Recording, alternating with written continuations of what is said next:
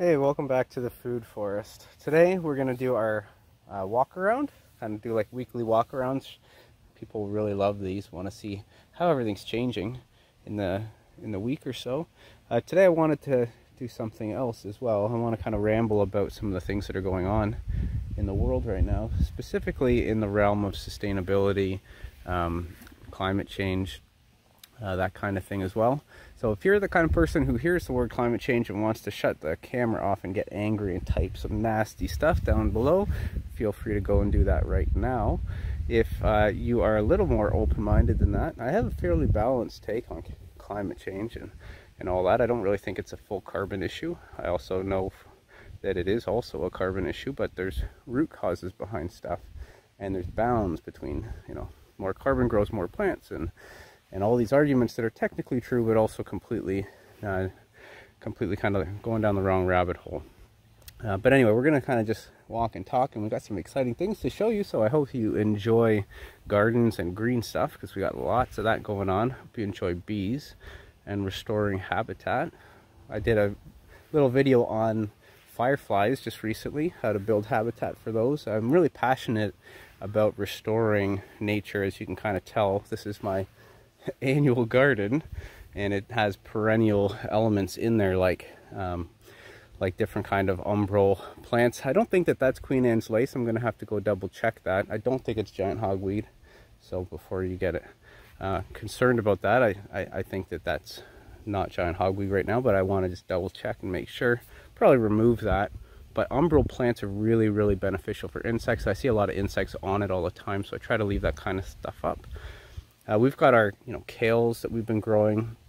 I talked a little bit recently about this succession where we let some go to seed, like over there.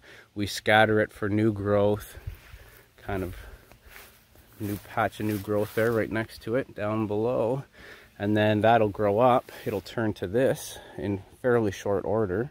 And then that will bolt and go to seed. Some of it's already bolted. Sorry for my arm there. Already bolted and going to seed. And then we kind of let that happen. We don't pull this. A lot of people try to cut the flowers off so they can get the most out of each plant. I would rather plant more plants and then get the whole cycle going, so that we can basically perennialize this biennial plant. So that's kind of our process there. We've got the raised beds, which I haven't painted these yet. This is definitely high on my priority list to paint the sides of these to lock all that zinc plating up, because we don't want any kind of arsenic poisoning or anything going into the soils and water table. But had some family issues with my father, who thankfully is actually home recovering, so everything went well. Thanks for all your well wishes on that. We've got peppers. A lot of you might kind of look at this and be like, oh my gosh, not much growing, but combination of cold weather plus a freeze right at my last frost date. So we actually delayed our planting date 2 weeks, actually, later than normal, and transplanted in some colder tolerant stuff for the meantime. And so we're a little bit behind on that, but we've got sugar snap peas and beets and carrots and broccoli and cauliflower and all sorts of good stuff growing up in here. Got some mustard greens there. Really nice stuff. Here's the carrots. We'll probably have to thin that. We've got zucchini starting to flower now, so that's good. We only actually have 2 zucchini plants this year. We usually plant around 10, and then we're throwing zucchinis at people who drive too slow down the road. And then we've also got some prickly lettuce that I eat when it's young. This is actually just a weed, but it's an edible weed. We'll probably cut that out soon, and you can even see I let stuff like daisies and stuff grow. That whole back wall is about to bloom, if you can kind of see. I'll try to not keep sticking my hand in the front. And obviously you can see milkweed growing in there from monarchs. So yeah, here we really try to focus on habitat for all kinds of insects and growing our gardens in an ecosystem. I think it's the way that humanity survives what we're facing. So just a couple more updates, and then I'll get into a little bit of this geopolitical stuff that's going on. Really important stuff, and I touch on it in the winter times, but I do want to touch on it a little bit here and there. We've got a new azure blue chicken, so we're going to try to kind of pick one up every year so we can spread our egg laying out. Lucy's checking the chickens out here. We've got a really great cover of the grapes over top, and we've got really nice cover of the kiwi, cold kiwi down on the south side here. And we've got a black walnut growing up over top, and all these plants should play really well with the black walnut. Understory of raspberries. We're going to try to do kind of a demonstration walnut guild in with the chickens. And there's a little bit of bee activity up here, so this is leftover from a swarm. So we actually had a swarm happen, and it was just absolutely fantastic to watch. So my bee friend from Romania came over, who's kind of helping me and teaching me bees, and we captured the swarm together. And with the magic of editing, I'm going to take you back to that moment and show you really quickly what happened there. The queen is inside, I don't know, very or deep, I don't know, but if the queen comes into the bucket, all of them follow the queen, okay? Okay. And you'll see the miracle, okay? Okay, and then here, look, they'll go, look, they'll go to their house, look, they go there inside. Yeah. Because there are bees at the entrance, fanning their wings, saying this is where the queen is. Seeing the inside is the queen. I covered everything. The queen releases the pheromone, and they know their mother is inside, and they go look one by one. They go in there. Yeah, I like. It's a miracle, man. It's a miracle. So we had a little swarm. Yes. Maybe tomorrow will be another one. Yeah. But I am around. If you notice, just call me. Will do. I'll come. All right, so thanks for watching that, and welcome back. So we'll continue along our normal path. You can see I've kind of been pruning some of this maple back here, and we've got little standing scaffold branches so I could kind of get up there, and we'll remove those, of course. And these are the beehives. So we got lots of bees, and they're doing fantastic this year. And I've really noticed that they're playing well with the native bees, which is fantastic. I'm seeing lots of native bees. This is a swale here. So this is my double swale. This one here was built up on top of the earth, and I just basically built the berm, and it's because the whole entire yard drains this way. So all the chicken, manure and fertilizer all drains this way, and look at this. So this is planted out to Jerusalem artichokes. We've got hazelnuts. We've got a couple things in there, but it's really, if you put Jerusalem artichokes somewhere, they're gonna really do well, especially when they have that kind of fertility coming in from the chickens. So you can see I've cut little holes in there. I'll just kind of see if I can show you. We've got hazelnuts in there.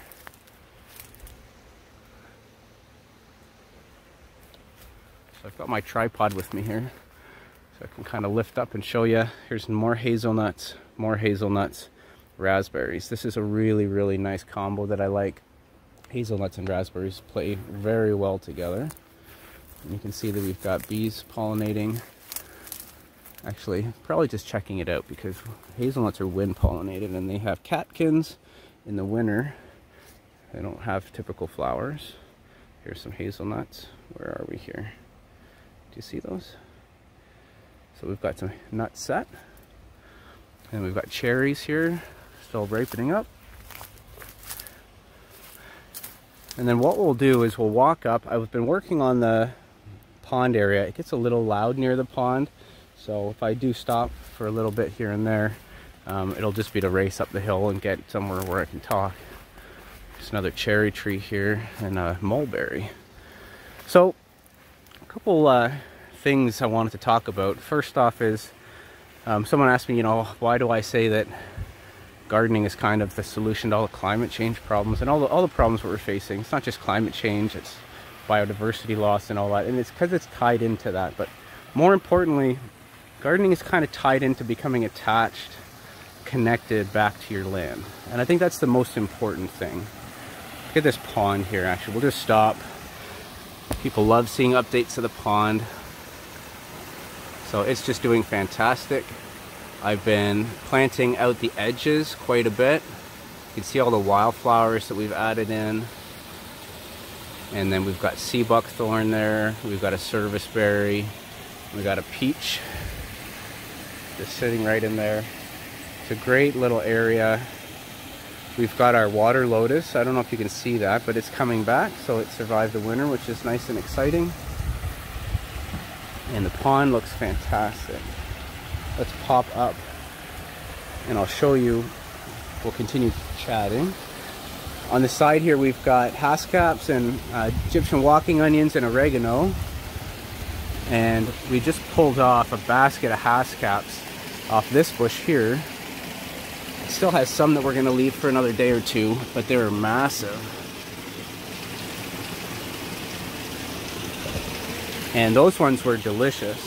And that one is Beast, I believe. That's the variety. You can see this hose here. We've had to irrigate there about a week or two ago. So I was pumping pond water out to irrigate some of our plants, which is really, really nice to have the pond for that kind of thing. So I'm kind of trying to follow our typical path that I do, because people want to see updates, so they want to, you know, go back through the old videos and compare. So I do normally walk here, but what I do want to do, I'll come back there. I do actually want to walk around the edge and come in the backside, because I don't usually do that. So we'll do that. So this is the extension of the food forest. You can see how quickly it grows in. This was basically just grass and dirt a year and a half ago, I believe, when we extended this, and it's just doing so well. You can see, you know, I was stuck out here the other day and we had to get going for Father's Day dinner, and I was just mesmerized watching all the insect life in the food forest. They are loving the comfrey right now, but you know, it's growing right up into the peach. So, you know, how is a pest going to bother this peach when you've got comfrey growing right up into the canopy and all this insect diversity floating in and around the comfrey? It's, you know, even the ants crawling on this back leaf here. Look at the little fly down in there. There's just so much. You know, it's not just the big bumblebees. It's everything. Everything's coming back. So this is the main problem. It's why we're facing all the issues that we're facing. You know, I was listening to a documentary about a marine biologist, and they were talking about how devastating the oceans have been so far this year. Not just 40 consecutive days of record temperatures of global ocean temperature, which that's scary enough. Here's a graph I'll lay in here about some measurements taken in the yeah, this is in the North Atlantic, I believe, in the Arctic areas. And it's just such a drastic increase compared to past previous temperatures. Look at this. Look at those. These are wine cap Kingstrophoria mushrooms. I've been eating these like constantly and I can't keep up. So I always like to let some go, and they'll open up and sporulate and dump spores everywhere. And then in the same article he was talking about, sorry about the wind, this is probably really noisy. We'll kind of walk around and get into the tree cover so we don't have as much wind noise here. You can see this drip edge gill is really done well. This is a big nutrient accumulator area right underneath the edge of a tree. So we'll come back and take a look and show you. We've got pawpaws in the understory that I'm growing. So when rains hit a tree, the waters drip right down, and this acts as a fertility gradient from basically dry southern exposure to, you know, shade from the tree plus wetness deep under. So you get this nutrient increase and water increase as you get into the drip edge of a tree, and then it kind of falls off because all the water that would fall here is actually instead hitting the trees and dripping down. So this is collecting tons of water and nutrient. When rains hit the leaves and fall down, they pull down all the dust and microbiology that's sitting on the tree leaves. So these are like fantastic places to actually put little food forest gardens in. You know, I try here, Lucy runs back and forth, so she takes everything out, but she has left some stuff. And then this is the front guild here, kind of letting it go a little wild, but we do have some great species in here. Got a little bit of Jerusalem artichokes and daylilies, which are nice, ornamental and edible. We've got haskaps, but we've got nice cherry bushes in there as well. So I wanted to plant these for people walking by on the street here, that they can see there's something different. This is my sign of certified wildlife habitat. So that's me trying to make people appreciate what's going on here and maybe not get angry and call bylaw about you know, us bringing leaf bags and wood chips in and stuff, which unfortunately has happened in the past. There's a car coming here.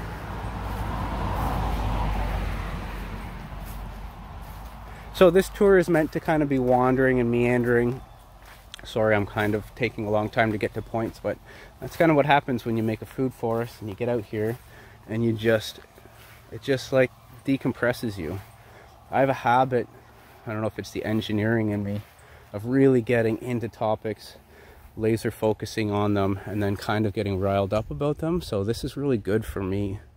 You can probably tell just by the way my videos are in the winter time versus now. I'm just much more chill and relax in the summer being in the food forest.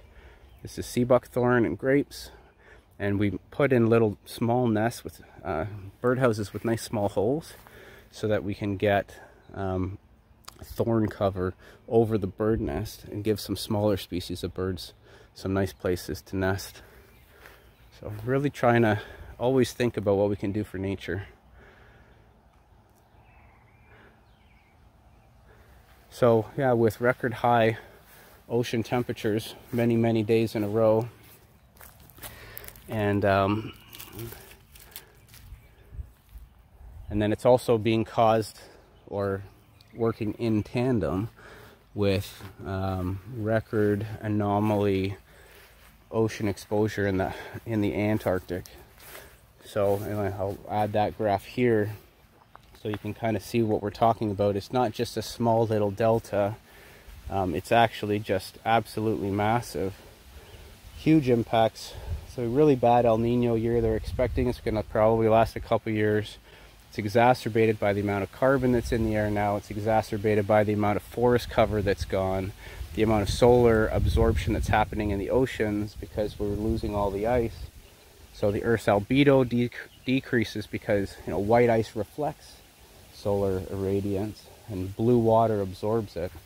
So as you're warming up, you're causing the ice to melt, and then your ice melting itself is speeding up the warming because now it's absorbing more water.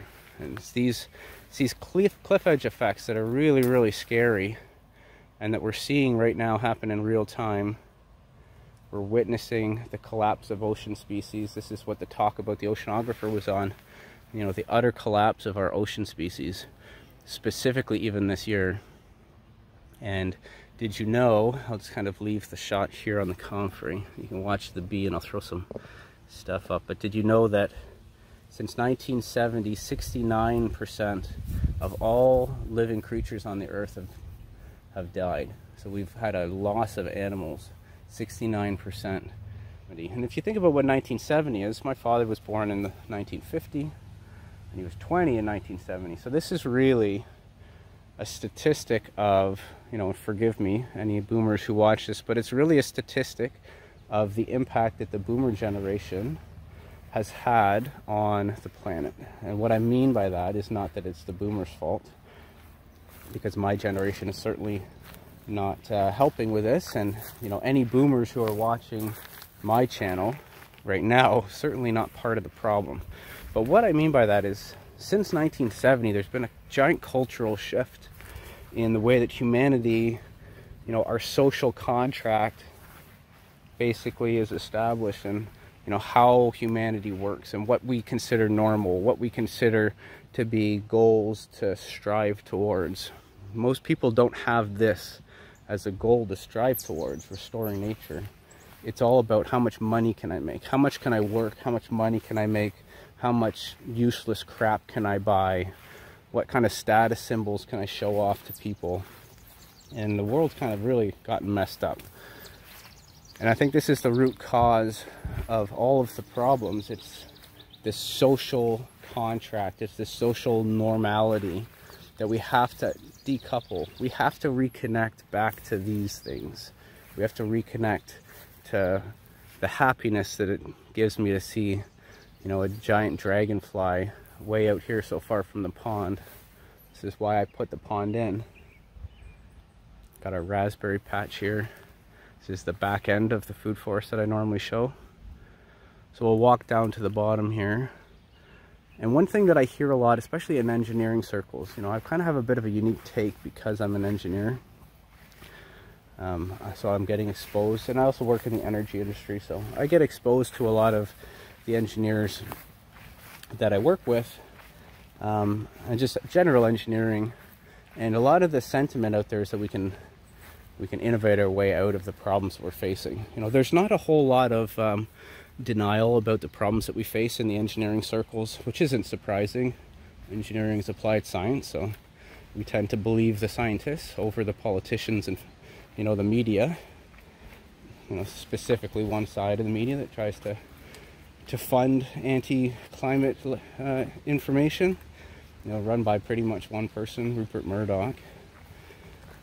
So, you know, some people believe that. Some people will believe an oil baron, an oil discovery billionaire on what the oil industry is doing to the planet. Some people see the conflict of interest in that and would prefer to believe scientists. But regardless of what you believe, I don't think that the problem is solved through innovation until we solve a social contract. So here's an example of a social contract that I had with my land. I turned this into an annual garden. It was highly organized and really not for nature at all. And it was hard for me to get down here, so I decided, you know what, I'm going to return this back to nature. Planted wildflowers and some long living species that are specifically for nature, like service berries and oak, chestnut. We're going to try to regrow some chestnut down here and see if we can get anything going with some hybrid chestnuts. We've got hickory nuts down in here. We've got a little bit of grapes that we planted for the birds because I know they love that. So largely just returning this. I know that this looks scary to a lot of people, but this is functional for nature. So humanity has to kind of reset to this kind of, not everything can be mine. We shouldn't renovate all of our backyards with decks and wood and concrete and patios and fire pits. We have to return some stuff to nature. You know, even just a small little wildflower strip in your backyard or pots on your balcony to help the bees out. Look at how much incredible pollination is going on all on the land here when you just leave it a little wild. So this is the pawpaw area. I'll show you, we've got some great fruit set on the pawpaws this year.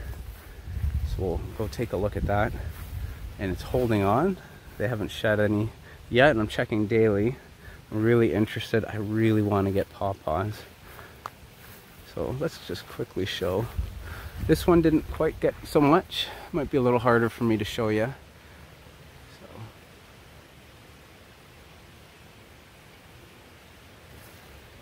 I don't know how well you can see. I'm kind of sticking my tripod way up in the air.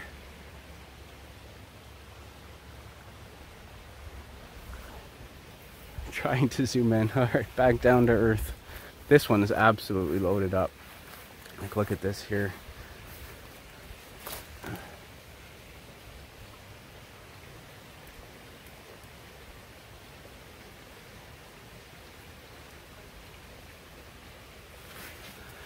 So as I was kind of saying before I got lost in the food forest, is in the engineering circles we have a lot of like this idea that we can innovate our ways out. So carbon's a problem. We can just create carbon capture technology. We can make clean energy and power. with nuclear, solar, and we can innovate our way out of that. Well, there's a couple problems with that. I talked about quite a few of them in my renewables video that you can check out, but there's obvious mining concerns and material concerns. A lot of the problems that we have are kind of energy blind. They don't take into account how much energy some of these ideas account for. So for example, I see a lot of that in the hydrogen car, hydrogen fuel cell stuff, and how we can use hydrogen fuel for everything.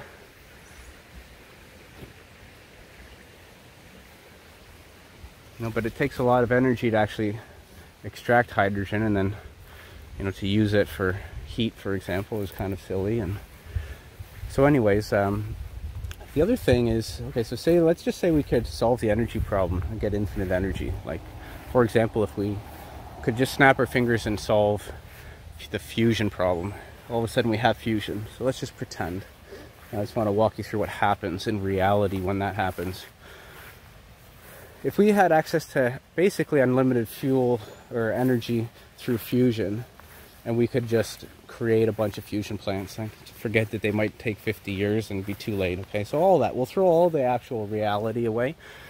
Even if we could get access to abundant, free, cheap energy and sequester all the carbon we ever wanted, all that does, and all it's ever done in history, is just make things economical.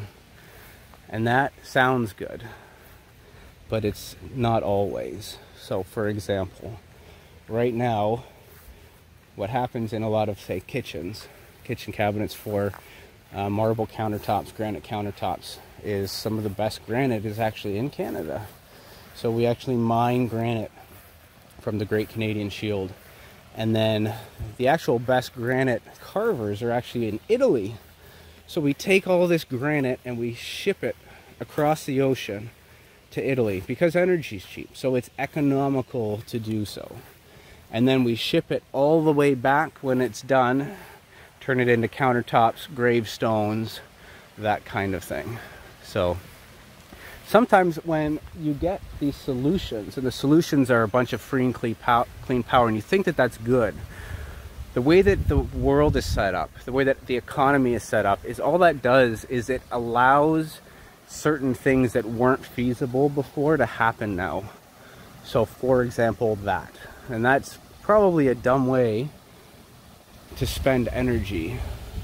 Everyone can kind of agree. Look at Wildflower Hill, just kind of kicking butt. Probably so many insects living down even at the soil level here. You can see the bees all swarming around the water of the pond there where it gets shallow before it drips down and away. Look at over here.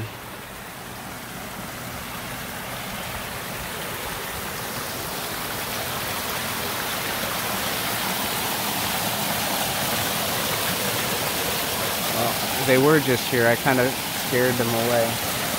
They like to kind of suck the water out of the mosses.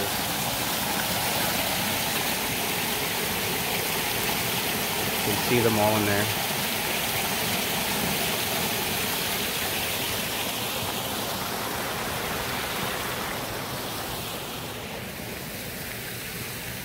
So we can innovate our way out of some problems, but if all that free, cheaper energy is going to do is allow us to expand the problem of overshoot, you know, expand mining, maybe we get deeper geological mining because we can get deeper into the ground. Now we're messing with aquifers.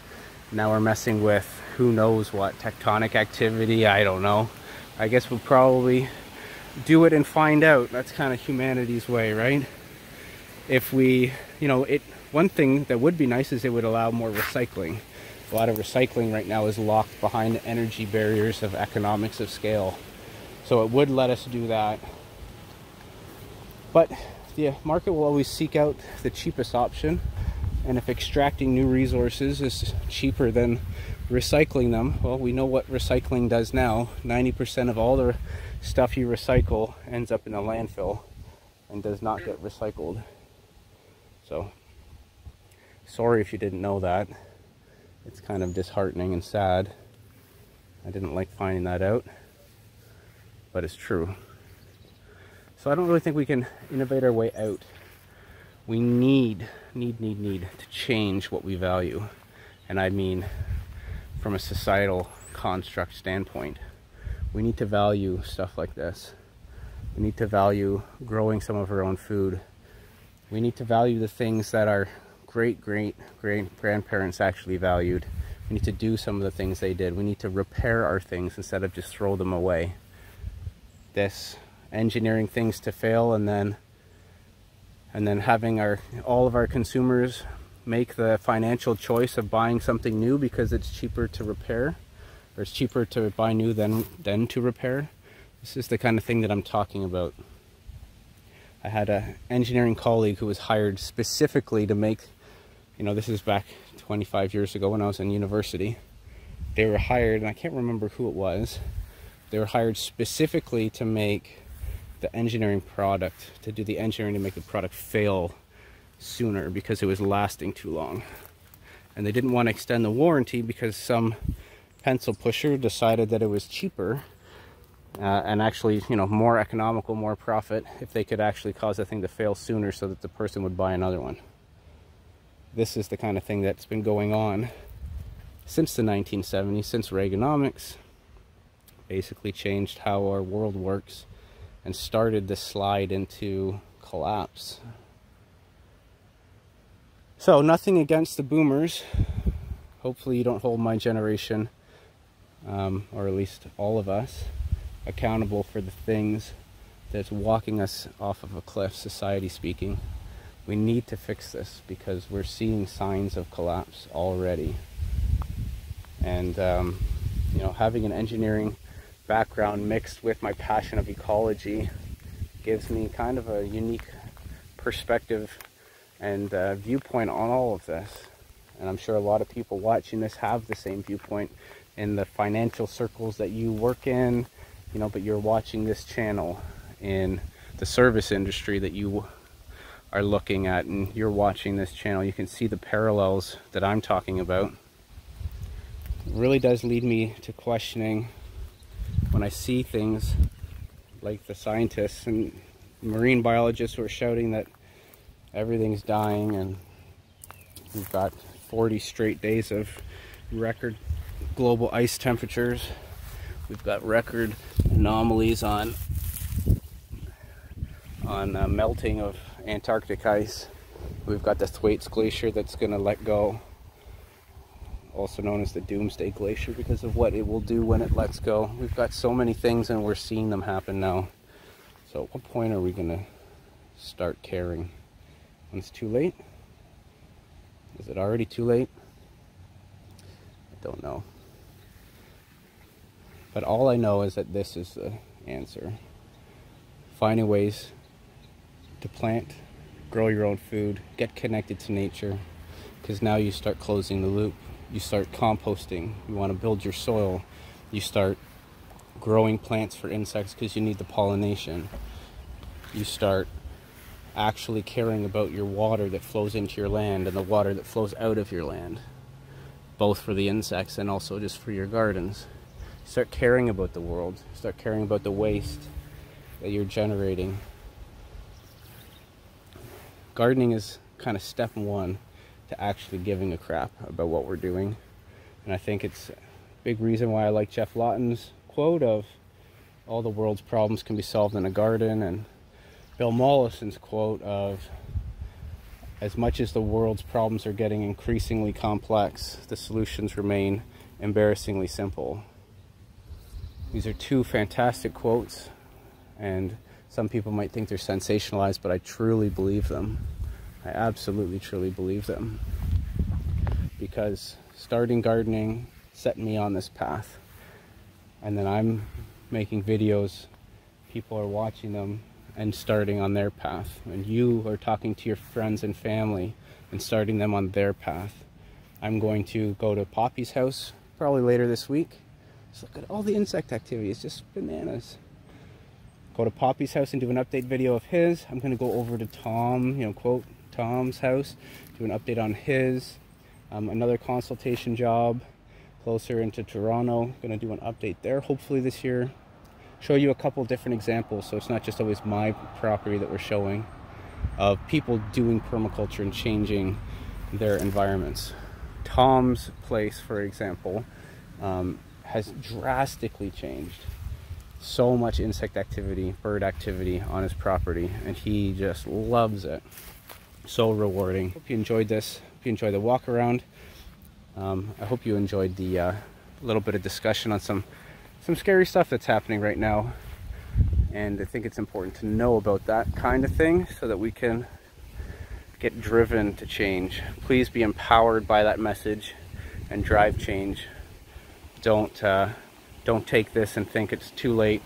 We're all doomed, because I truly believe if we fundamentally change the societal contract on what our goals are as a society and how we integrate with nature, I truly do think that we can actually come out of this. But we gotta start. So go get started. Thanks for watching.